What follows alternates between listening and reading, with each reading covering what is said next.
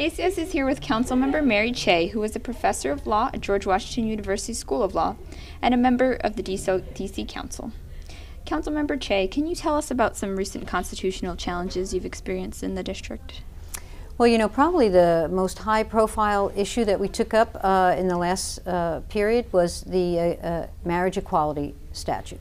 And we took that up, and it was politically controversial around the nation, you know, and even in the District of Columbia.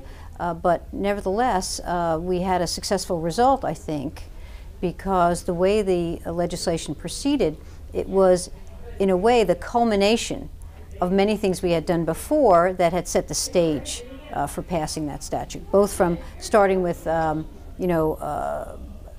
partnership acts that we had, domestic partnership acts that pretty much made everything the same, and then finally a key piece of legislation that predated marriage equality was a law that we adopted, and we didn't give it a lot of fanfare, and we said it was just, you know, a natural extension of what was already on the books, was to accept valid marriages from other states.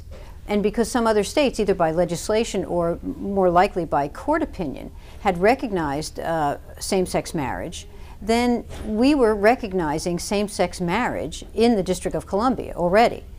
So that when the statute finally came forward, of course, that, you know, put in place something that was already actually operating in the District of Columbia. Great. Can you tell me about any future challenges you anticipate to the law and what the plausibility of any such challenges might be?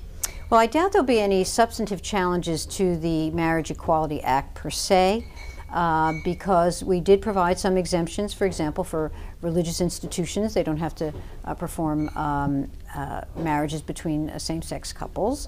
But the challenge that has been still percolating is a challenge that's peculiar to our local jurisdiction. The District of Columbia is not a state. We are governed by Congress under the Constitution, but Congress allows us to govern ourselves under a Home Rule Act. The argument was that the issue about marriage equality had to be decided by referendum. Couldn't be decided just by the council.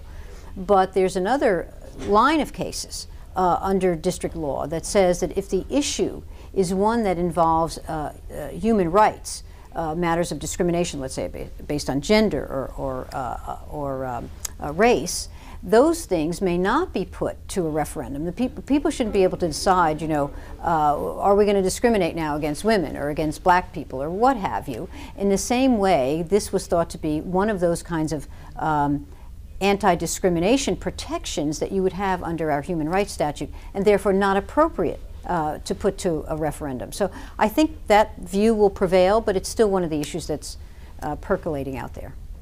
Thank you, Councilmember Cheh. You're welcome.